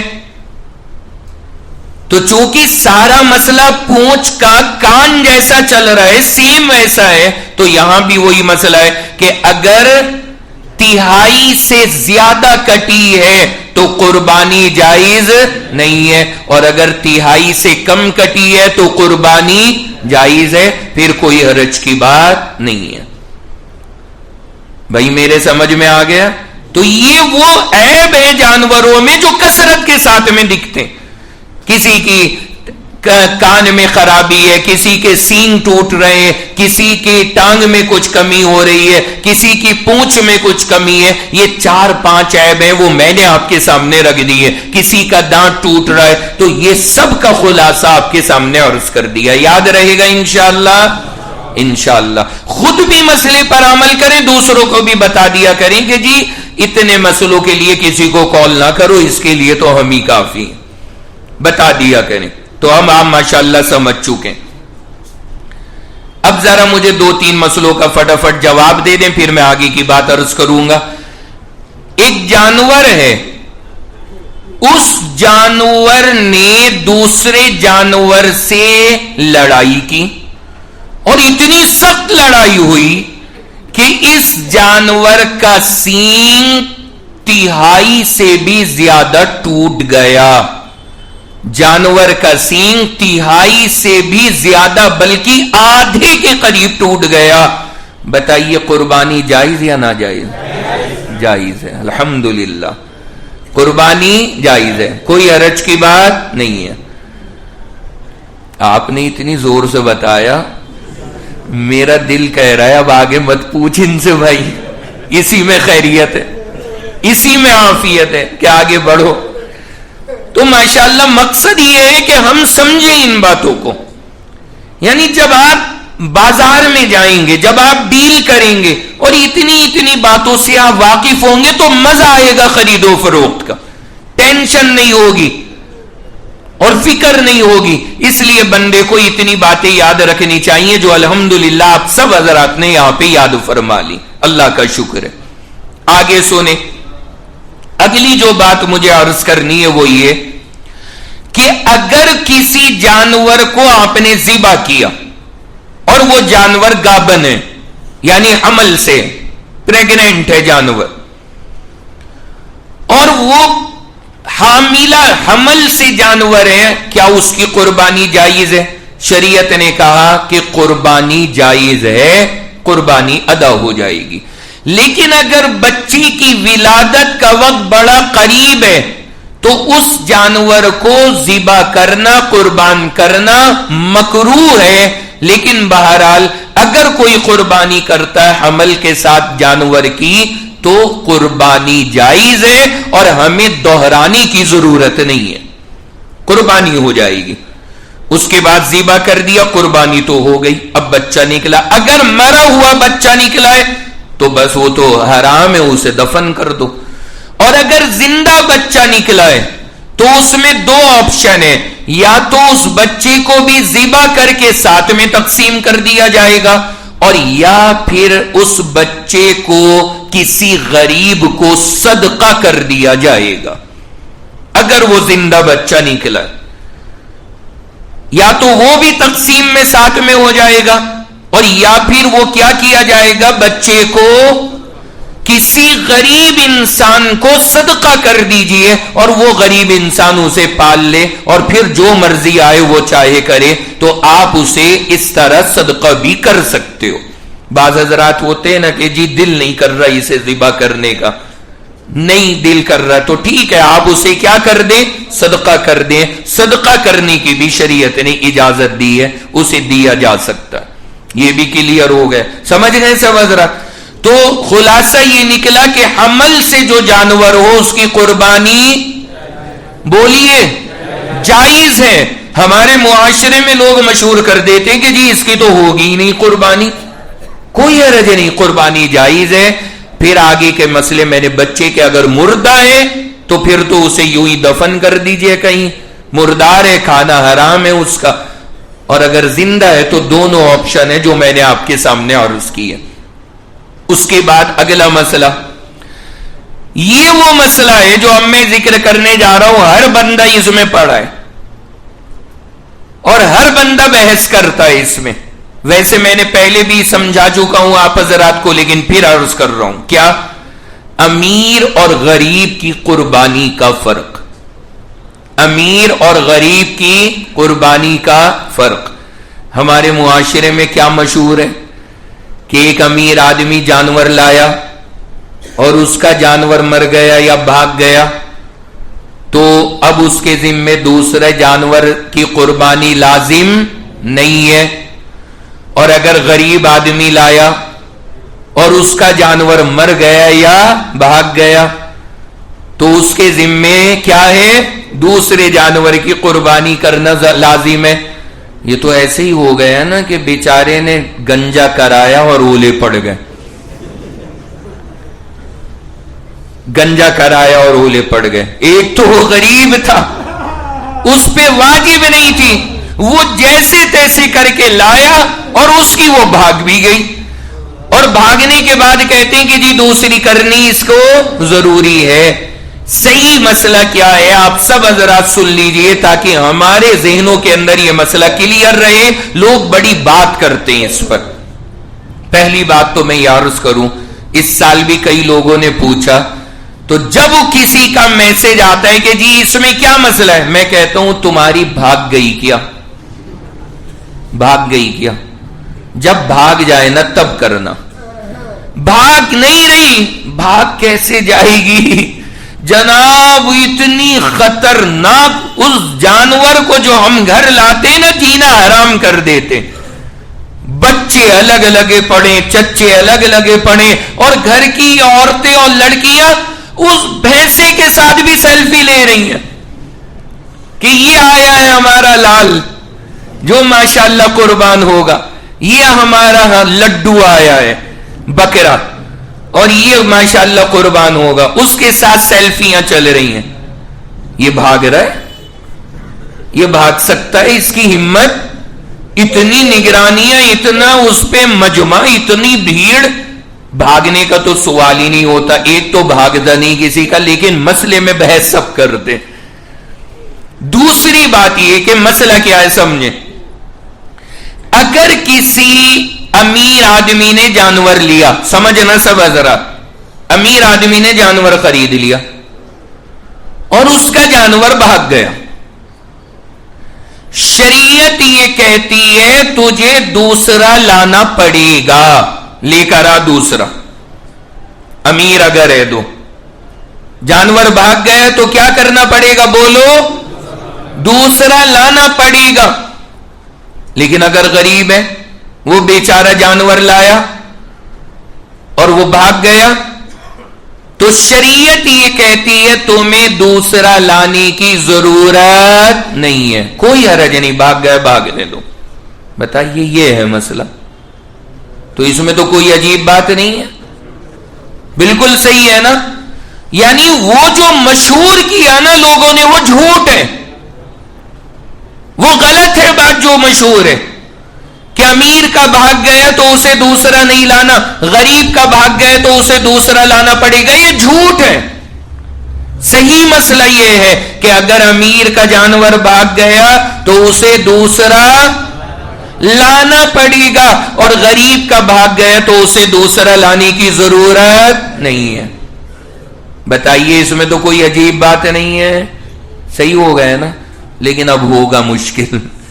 آگے سنیے، رکو ذرا، صبر کرو. وہ آپ کا مشہور جملہ کامیڈی کا. ابھی آگے کا ذرا سنیے، آگے کیا ہے. اب جو کیس ہے نا آگے، وہاں مسئلہ الجھتا ہے. امیر کا بھاگ گیا، شریعت نے کیا کہا؟ بولو بھائی، دوسرا لاؤ. وہ دوسرا لے آیا. لانے کے بعد اگلے دن دیکھا وہ پہلا والا بھی واپس آ گیا. وہ پہلا والا بھی واپس آ گیا. اب اس کے پاس کتنے ہو گئے؟ دو. شریعت یہ کہتی ہے ان دونوں میں سے کوئی سا بھی ایک ذبح کر دو، تمہاری قربانی ادا ہو جائے گی. کوئی سا بھی ایک کر دو. دوسری جانب غریب آدمی، اس کے ذمے جانور لانا ضروری نہیں تھا، لیکن وہ خرید کے لایا، لیکن اللہ کا کرنا وہ بھی بھاگ گیا. تو شریعت نے کہا دوسرا، بولیے، دوسرا تمہیں نہیں لانا. لیکن اس نے کہا لاؤں گا. وہ گیا لینے، دوسرا بھی لایا، اور اللہ کا کرنا اس کا وہ پہلا بکرا بھی آ گیا. شریعت اب کہتی ہے تو دونوں کر. یہاں ہے وہ مسئلہ. شریعت یہاں کہتی ہے اب تیرے ذمے ان دونوں کی قربانی ضروری ہے. یہاں ہے وہ بات. اور یہ فرق کیوں ہوا ہے مسئلے کے اندر، اس کی بنیاد یاد رکھنا. بنیاد اس کی یہ ہے کہ امیر کو تو شریعت نے پہلے ہی کہا تھا خرید جا کے، آرڈر تھا اس کے لیے. اور جب اس کا بھاگ گیا، شریعت نے پھر اسے آرڈر دیا کہ دوبارہ خرید. لیکن یہاں غریب آدمی، شریعت نے تو اسے پہلی بار بھی نہیں کہا کہ تم جا کر کے خریدو. اس نے خریدا، یعنی اپنے اوپر اسے لازم کر لیا، ایک حکم کو اپنے اوپر لازم کر لیا. لیکن وہ بھاگ گیا، شریعت نے کہا دوسرا مت خرید. لیکن یہ پھر جا کر کے قربانی کے لیے خرید کے لایا، یعنی اس کو بھی اس نے اپنے سر پر لازم کر لیا کہ میں اسے کیا کروں گا؟ قربان کروں گا. اب جب تم نے اپنی طرف سے دو اپنے ذمے میں خود سے لازم کیے ہیں تو تم دونوں کی قربانی ادا کرو گے. بھائی سمجھ میں آ گیا فرق؟ یہ ہے وہ امیر اور غریب کا کیس جو ہمارے یہاں پہ ایک بڑا مسئلہ بنا ہوا رہتا ہے. ہم نے آپ کے سامنے اس کا خلاصہ رکھ دیا ہے تاکہ ہم اور آپ اس میں کنفیوز نہ ہوں. تو اب اگر کہیں پر اس ٹاپک پر بات ہوگی تو بہت آسان ہے. آپ حضرات الحمدللہ سارا سن چکے, یہ بھی ہو گیا. اس کے بعد آگے سنیں, بندہ اپنی زندگی میں اگر پہلی مرتبہ حصہ لے رہا ہے تو کس کے نام کا لے گا؟ یہ مسئلہ ہمارے یہاں کیا مشہور ہے کہ بھائی اگر تم زندگی میں پہلا حصہ لے رہے ہو تو اللہ کے نام کا لے لو, اللہ کے نام کا. شریعت کیا کہتی ہے؟ شریعت میں یہ ہے کہ آپ جب بھی حصہ لو, اگر آپ کے اوپر قربانی کرنا واجب ہے تو آپ اپنے نام کا حصہ لو. اگر آپ پر قربانی واجب ہے, اور اگر آپ کے ذمے قربانی واجب نہیں ہے اور آپ حصہ کر رہے ہیں تو پھر آپ کی مرضی ہے, آپ کسی بھی دنیا میں انسان کی جانب سے حصہ لے لو, پھر کوئی حرج کی بات نہیں ہے. تو اگر ہمارے ذمے قربانی واجب ہے تو ہمیں کس کے نام کا لینا چاہیے؟ اپنے نام کا. اور اگر واجب نہیں ہے تو دنیا میں کسی بھی انسان کے نام کا حصہ لے لو, پھر کوئی حرج کی بات نہیں. لیکن کیا اللہ کے نام کا حصہ لیا جانا چاہیے؟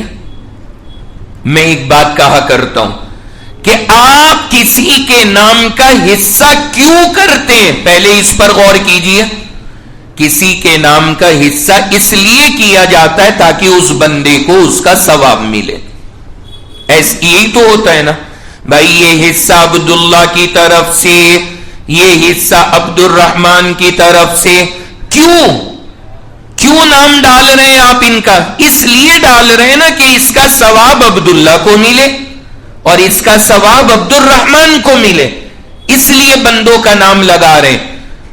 لیکن اگر آپ نے یہ کہا کہ یہ حصہ اللہ کے نام کا, تو مجھے بتائیے اللہ کو کس ثواب کی ضرورت ہے؟ اللہ کو ثواب چاہیے؟ وہ تو دینے والا ہے ثواب, وہ بے نیاز ہے جناب والا, اسے کسی ثواب و آپ کی ضرورت نہیں ہے, وہ تو مالک الملک ہے. تو یہ جو ہمارے یہاں لوگوں نے چلایا کہ اللہ کے نام کا حصہ کر دو, ہو تو جائے گا, لیکن میں ایک بات کہا کرتا ہوں کہ اس کی ضرورت کیا ہے؟ جب آپ کر رہے ہو تو کسی انسان کے نام کا کرو نا تاکہ اسے ثواب ملے. اور اگر آپ نے اللہ کے نام کا کر دیا تو ظاہر سی بات ہے اللہ کو ثواب چاہیے نہیں, اللہ کو ثواب چاہیے نہیں, بس وہ ہمارا حصہ یوں ہی ہو کے چلا گیا. میں جو سمجھانا چاہ رہا ہوں سمجھ رہے ہیں آپ؟ یعنی اللہ کے نام کا حصہ کرنے کی ضرورت نہیں ہے. ہاں یہ ضرور ہے کہ اللہ کی رضا کے لیے حصہ ہونا چاہیے کہ بھائی یہ حصہ عبداللہ کے نام کا, اللہ کی رضا کے لیے. یہ حصہ عبد الرحمن کے نام کا, اللہ کی رضا کے لیے. اللہ کی رضا کے لیے حصہ ہوگا, اللہ کے نام سے کرنے کی ضرورت نہیں ہے.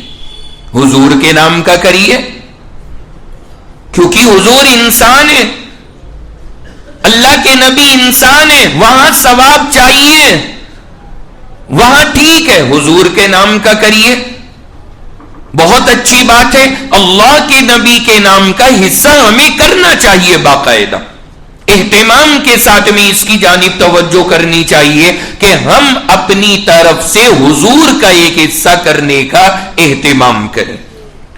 اگر ہماری ذمہ واجب نہیں ہے قربانی اور ہم پھر بھی حصہ لے رہے ہیں تو حضور کے نام کا لے لیجئے, حضرت ابو بکر کے نام کا لے لیجئے, اپنے کسی مرحوم کے نام کا لے لیجئے، وہ سب ہمارے لیے جائز ہے اور کوئی مسئلہ نہیں ہے. تو یہ میں نے آپ کے سامنے حصے کے تعلق سے عرض کر دیا کہ حصے کا یہ مسئلہ ہے. اس کے بعد اگلی بات جو عرض کرنی ہے، انہیں مختصر طور پہ سنا دوں باتوں کو، کہ ہم نے حصہ کر لیا، گوشت ماشاءاللہ گھر پر آ گیا، ہوم ڈیلیوری ہو گئی، اللہ اکبر، اب بیٹھ گئی ماشاءاللہ خواتین چھری چاپڑ لے کر. اب وہ گوشت کا انبار لگا ہوا ہے، ڈھیر لگا ہوا ہے ہمارے سامنے ماشاءاللہ، کسی کے یہاں پوری بھینس، کسی کے یہاں 2 حصے، کسی کے یہاں 4 حصے، کسی کا 1 حصہ. فریج میں کتنا لگانا ہے اور تقسیم کتنا کرنا ہے، یہ ذرا یاد رکھیں. شریعت نے کہا بہتر طریقہ یہ ہے کہ آپ 3 جگہ بانٹ لو، ایک اپنے لیے اور ایک رشتہ داروں کے لیے اور ایک غریبوں کے لیے، یہ بہتر ہے. لیکن یہ ضروری نہیں ہے. اگر کوئی یہ چاہے کہ میری پوری بھینس ہوئی ہے، میں پوری کی پوری ڈی فریزر میں بٹھا دوں، تو جائز ہے یا ناجائز ہے؟ جائز ہے. شریعت نے کہا بٹھا سکتے ہو، کوئی گناہ نہیں ملے گا. لیکن یاد رکھنا، مسلمان غریب جو ہمارا بھائی ہے، اس کا بھی تو خیال ہونا چاہیے نا، ان کی ضروریات کو کون سوچے گا؟ اگر ہم سارا اپنے فریج میں رکھیں گے تو جائز ہے، جائز ہونے میں منع نہیں ہے. لیکن یہ بات یاد رکھنا کہ اگر ہم غریبوں کو بھی دیں اور بانٹیں تو یہ افضل ہے، تاکہ ہمارا پورا طبقہ مسلمانوں کا اس خوشی میں شریک ہو سکے. لیکن مسئلے کے اعتبار سے بتانا ہماری ذمہ داری ہے کہ اگر کوئی پورا بھی رکھنا چاہے تو بولیے جائز ہے، کوئی گناہ کی بات نہیں ہے. وہ لطیفہ یاد ہے آپ کو؟ میں نے 3 سال پہلے سنایا تھا. ایک صاحب نے خواب میں دیکھا کہ ان کا بکرا جنت میں لنگڑا کے ٹہل رہا ہے. تو وہ عالم کے پاس گئے، پوچھا حضرت عجیب خواب دیکھا. بکرا تو ہم نے صحت مند ذبح کیا تھا، کوئی عیب نہیں تھا، لیکن خواب میں جو دیکھا وہاں پر دیکھا کہ وہ لنگڑا رہا ہے ایک ٹانگ سے. ان عالم صاحب نے اچھی تعبیر دی، انہوں نے کہا کہ اس کی ایک ٹانگ ابھی تمہارے فریج میں رکھی ہے، ابھی تو وہاں 3 ہی گئی ہیں نا، تو چوتھی پہ لنگڑا رہا ہے. ایک تو تیری بیوی نے برف میں جما کے رکھ رکھی ہے، وہ تو چوتھی ابھی باقی ہے، اس لیے جناب والا وہ لنگڑا رہے. تو عرض کرنے کا مقصد یہ کہ آپ اگر رکھنا چاہو پورا تو بولیے جائز ہے، لیکن غریب مسلمان کا بھی خیال کرنا ضروری ہے، اس کا بھی ہمیں اور آپ کو لحاظ کرنا چاہیے. سمجھ گئے؟ سمجھ رہا. آخری بات جو آج مجھے عرض کرنی ہے وہ یہ کہ اب ہمارا جانور تیار ہے، آ گیا، عید الاضحیٰ ہو گئی، نماز عید ہم نے پڑھ لی، اس کے بعد اب قربانی کا وقت آ گیا. اس جانور کو گرانا کیسے ہے؟ لٹانے کا انداز کیا ہوگا؟ آخری مسئلہ یہ سمجھ لیں. لٹانے کا طریقہ جانور کو یہ ہے، جو سنت طریقہ ہے وہ یہ ہے کہ آپ جانور کو اس طرح سے گرائیے کہ اس کی جو چاروں ٹانگیں ہیں وہ قبلے کی جانب ہو جائیں. کس جانب ہوں گی؟ قبلے کی جانب ہوں گی چاروں ٹانگیں، قبلے کی جانب. ایک بات. دوسری چیز یہ کہ جانور کی جو کروٹ ہوگی وہ بائیں کروٹ ہوگی، دائیں کروٹ نہیں ہوگی. بائیں کروٹ پر گرانا ہے. چاروں ٹانگیں قبلے کی طرف اور کروٹ بائیں. اب جیسے مثال کے طور پر یہاں جانور کھڑا ہے، یہاں کھڑا مت کر لینا کوئی لا کے عید والے دن، مثال دے رہا ہوں. یہاں کھڑا ہے جانور، اب ہمیں اسے گرانا ہے. چاروں ٹانگیں کدھر ہوں گی؟ قبلے کی جانب. تو 2 طریقے ہو سکتے ہیں. ایک طریقہ تو یہ کہ جانور کا منہ ادھر ہے اور پونچھ ادھر ہے، ٹھیک ہے، منہ ہے ادھر مسجد کی گلی کی طرف اور پونچھ ہے ادھر. ٹھیک ہے، اور پھر آپ نے اسے یوں گرایا تو جانور کی کون سی کروٹ بنی؟ دائیں. نہیں سمجھا بھائی؟ جانور میں کھڑے ہو کے دکھاؤں گی. جانور جب کھڑا ہوگا اس کا منہ ہے ادھر گلی کی طرف اور پونچھ ہے ادھر، اور ہم نے اسے یوں گرایا پیر اس کے قبلے کی طرف، تو جانور کی کروٹ کون سی ہوئی؟ دائیں ہوگی نا. ارے اب بھی شک ہے کیا؟ دائیں ہوگی.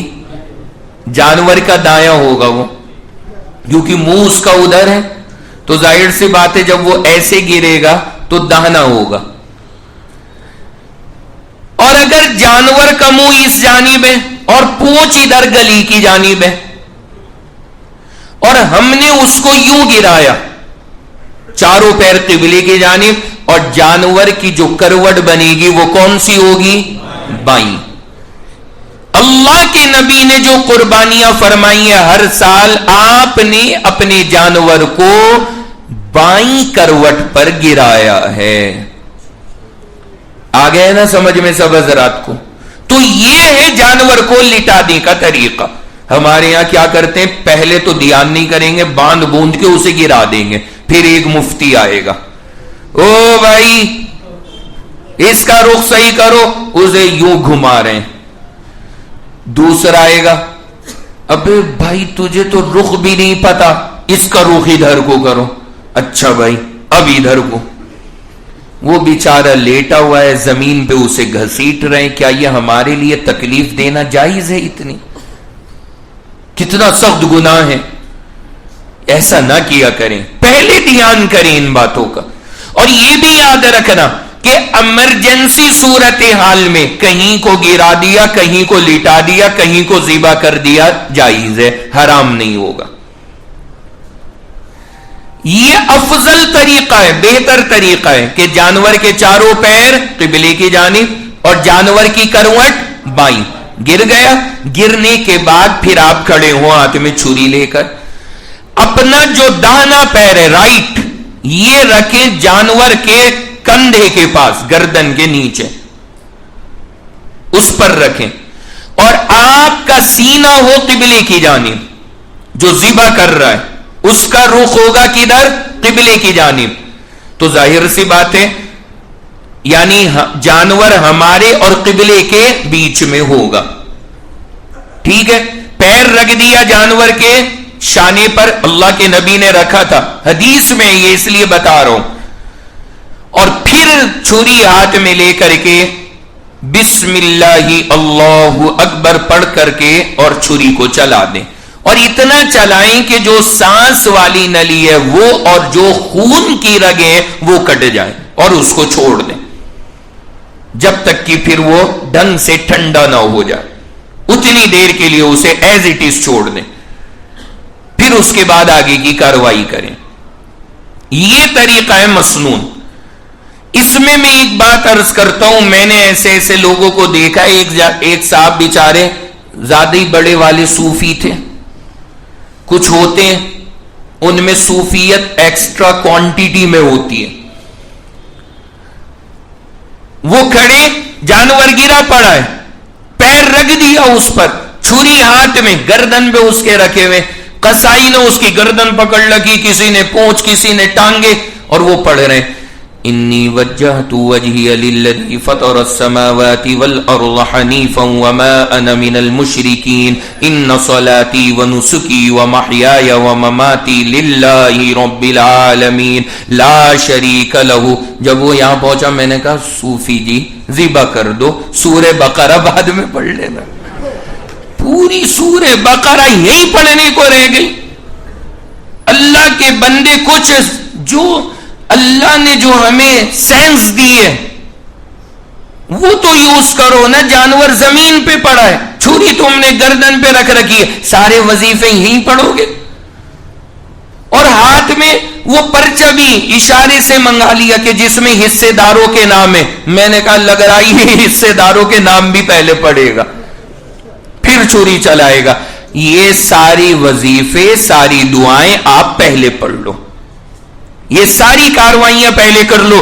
جانور کے گرنے کے بعد لیٹنے کے بعد سے بسم اللہ اللہ اکبر اور ذبح کر دیں تاکہ اسے تکلیف نہ ہو.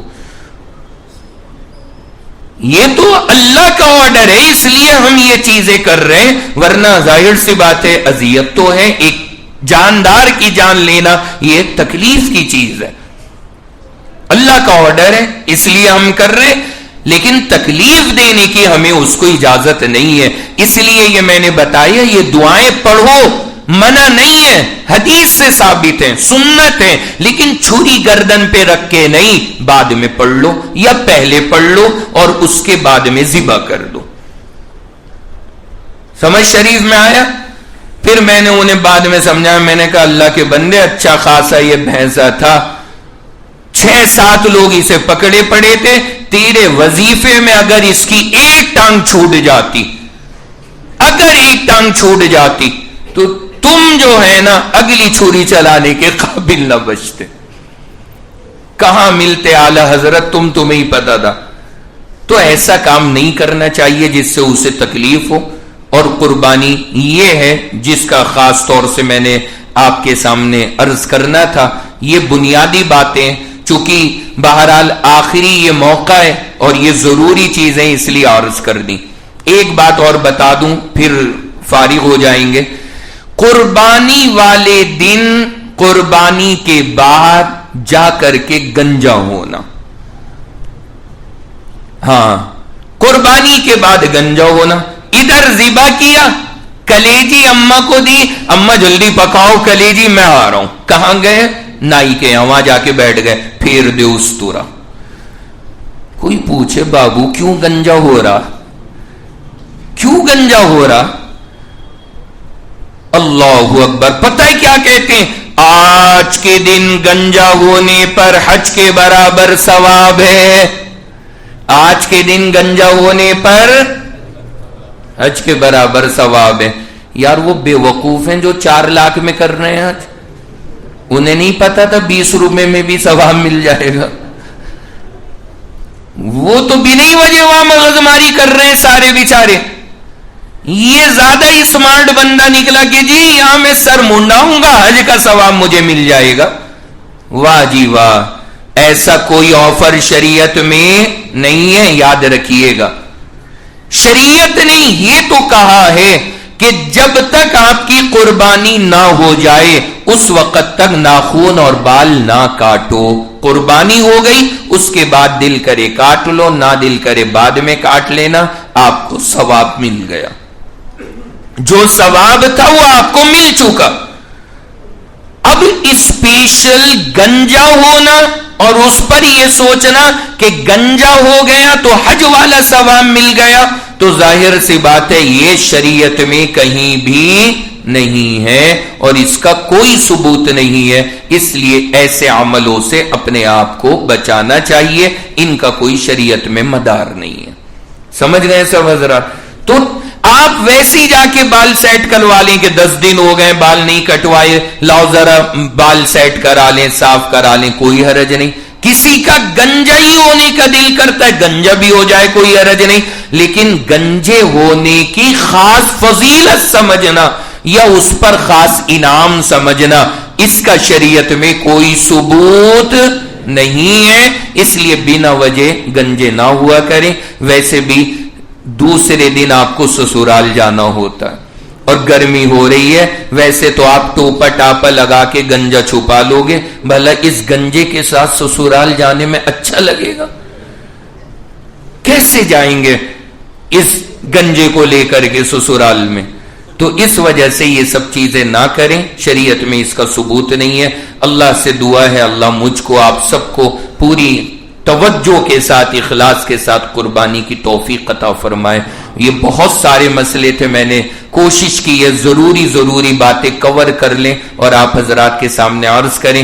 آپ کا وقت آج زیادہ لیا ہے، لیکن چونکہ آگے وصول ہونے والا ہے انشاءاللہ، پرسوں کو سب وصول ہو جائے گا جب آپ انشاءاللہ سیخ کباب کھائیں گے. تو اللہ نے چاہا کوئی حرج کی بات نہیں ہے، یہ ضروری باتیں تھیں اس وجہ سے ہم نے ان کی تفصیل آپ کے سامنے عرض کی ہے. اگلا جو ہفتہ ہے منگل کا جو دن ہے اس میں درس نہیں ہوگا، کیونکہ ظاہر سی بات ہے اب اس میں کیا کہنا، کسی کے ہاتھ میں سیکیں ہوں گی، کوئی کوئلے ڈھونڈ رہا ہوگا، کوئی بھٹیاں لیے بیٹھا ہوگا، کوئی پائے کا انتظام کر رہا ہوگا. اب میں کہوں گے نہیں جی درس میں آؤ، آپ کہو گے کہ لو ایک ہفتے پہلے انہوں نے وقت زیادہ لے لیا پھر بلا لیا.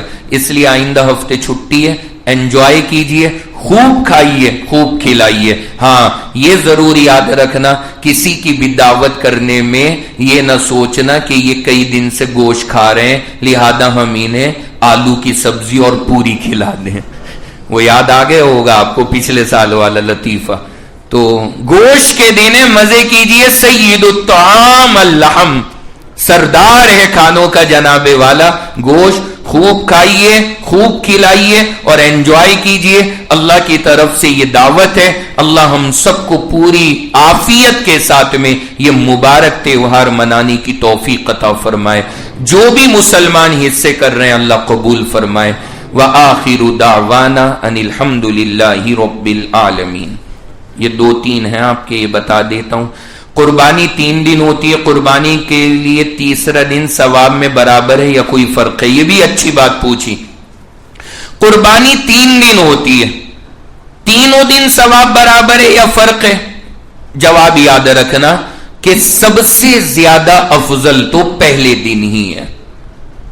ظاہر سی بات ہے پہلا دن تو پہلا دن ہے، فرسٹ تو فرسٹ ہی ہے. لیکن اگر آپ کسی وجہ سے دوسرے یا تیسرے دن بھی کریں تو کوئی حرج کی بات نہیں ہے، بالکل کر سکتے ہیں. بلکہ جیسے بعض مرتبہ کاٹنے والے نہیں ملتے یا وہ دوسرے تیسرے دن اطمینان سے ذرا کام کر دیتے ہیں تو آدمی اگر بعد میں کرا لے کوئی حرج نہیں. لیکن بہرحال افضل تو پہلے ہی دن ہے، باقی اجازت تینوں دن ہے جو شریعت نے ہمیں دی ہے. یہ کہہ رہے ہیں جانور کی خریداری کے لیے عورت جانے کی ضد کر رہی ہیں تو کیا حکم ہے؟ بالکل، اگر عورت خالی خریداری نہیں، عورت ذبح بھی کر سکتی ہے. عورت کہے کہ میں بھینس اپنی جھوٹا خود اپنے ہاتھ سے ذبح کروں گی تو بالکل کر سکتی ہے. موسٹ ویلکم، تشریف لائیے، چھری پکڑ لیے، بسم اللہ کیجیے، کوئی حرج نہیں. عورت کا ذبح بھی صحیح ہے. لیکن یہ جو ہے خریداری کے لیے عورت کو لے جانا جائز ہے، عورت کو بھی لے جائیں آپ، لیکن ہم مشورہ نہیں دیتے کہ آپ خواتین کو لے جائیں. ایک تو ہماری مارکیٹ کے حالات ایسے نہیں ہیں، بڑی بھیڑ ہے، بدتمیزیاں بھی ہو جاتی ہیں تو خواتین کا جانا اچھا نہیں ہے. دوسری یہ بات کہ آپ نے بڑی محنت کر کے ایک بھینسا جھوٹا جھوٹی دیکھ لی، فائنل ہو گئی، اس کے بعد پیمنٹ کا نمبر آیا، بیگم کہیں گی بھیا اس میں ذرا پنک کلر دکھانا، گلابی نہیں ہے کیا آپ کے پاس، مہرون دکھا دو ذرا ایک جھوٹا. پھر کیا کرو گے؟ اگر انہوں نے ان کلرز کی ڈیمانڈ کر دی تو پھر آپ کی حالتیں خراب ہونی ہے، پھر آپ پنک بھینسا ڈھونڈتے ڈھونڈتے تھک جاؤ گے. اس لیے انہیں نہ لے جاؤ تو عافیت ہے، آپ اپنی طرف سے خود کر لیں. یہ کہہ رہے ہیں ہم قربانی کرتے ہیں، اس کے اندر مرحوم نانا نانی امی کا حصہ کرتے ہیں، لیکن سب یہ بولتے ہیں کہ جو دنیا سے چلے گئے ان کا حصہ نہ کرو. دیکھیے میں نے بتایا کہ جو زندہ ہیں اور ان پر واجب ہے ان کا تو حصہ ضروری ہے. باقی اگر مرحوم کی طرف سے بھی ہم کرنا چاہیں بہت ثواب کی چیز ہے، جس میں اللہ کے نبی بھی ہیں اور ہمارے آبا و اجداد بھی ہیں، ہمارے پیرنٹس اور جو بڑے لوگ ہیں دادا دادی نانا نانی، ان سب کا ہم کر سکتے ہیں، شریعت میں بالکل جائز ہے. دعا فرما لیں.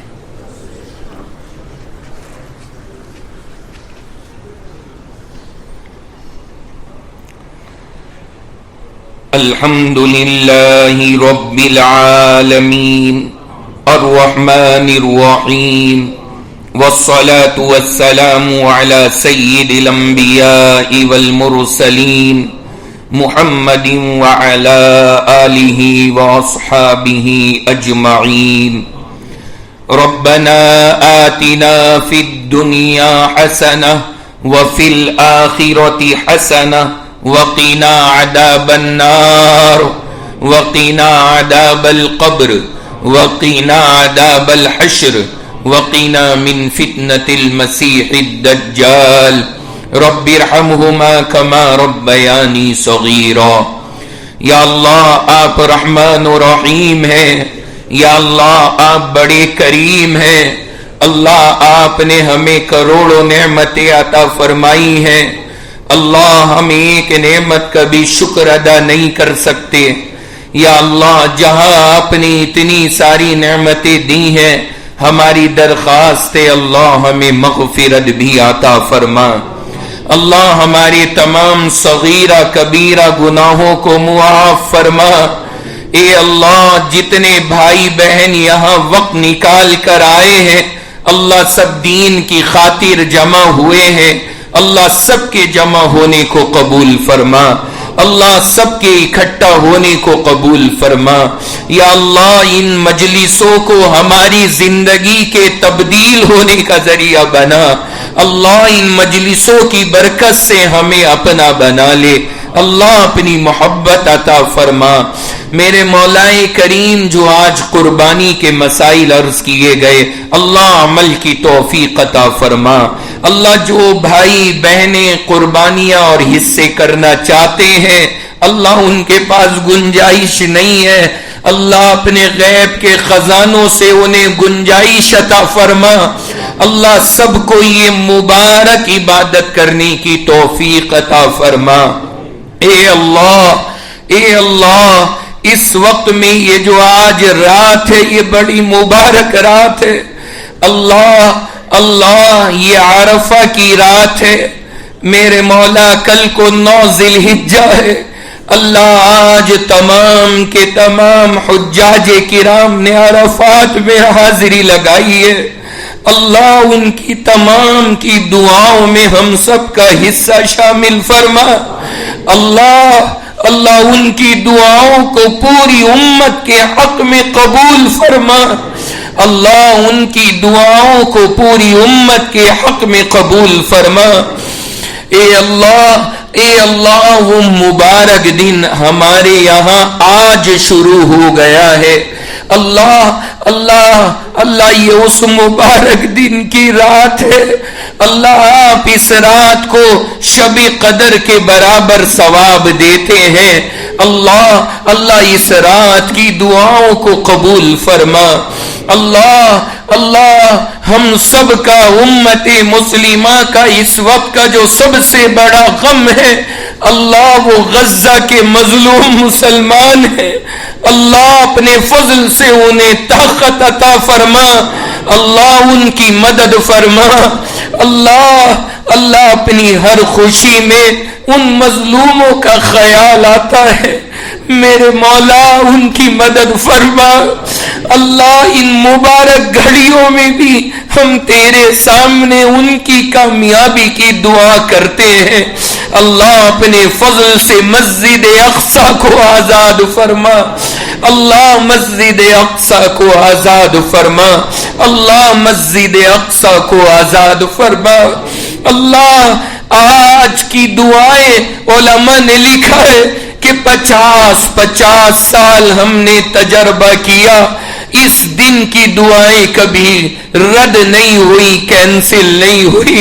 اے اللہ تجھے اس دن کا واسطہ، اللہ امت مسلمہ کو عزت عطا فرما، اللہ پوری دنیا میں امت مسلمہ کو عزت عطا فرما، اللہ پوری دنیا میں امت مسلمہ کو عزت عطا فرما۔